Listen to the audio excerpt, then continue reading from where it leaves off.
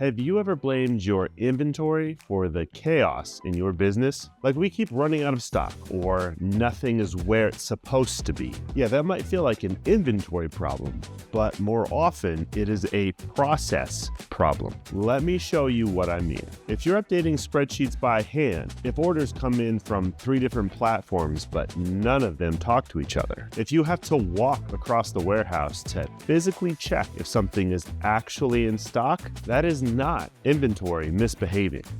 These are all red flags pointing to processes that are setting you up to fail. Here's a quick example. Let's say you sell all kinds of phone accessories, whether that's cables, chargers, cases, you get it. You get a big spike in sales after, let's say, social posts cause a massive surge in orders that come in through Shopify, Amazon, Etsy, and maybe another platform that you're on. But your stock doesn't update in real time, so your team is now selling chargers that you don't have. So all this leads to angry emails, cancel orders, probably some really bad reviews, and you still don't have items in stock for another 3 weeks. Did the inventory mess up? Nope, the process couldn't keep up. But here's the good news.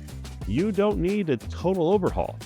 You just need better visibility and flow. So you start by looking at the whole process. You're going to map how a single product moves through your system from purchase order to shelf to sale. And now you can ask, where does it slow down? Where do mistakes creep in? And who is doing work twice? Even one fix, like auto-syncing your inventory to your sales channels, can save you hours of work a week and cut back on all the inventory stockouts that you may face. Because your products are not the issue, and it's not necessarily your tool's fault.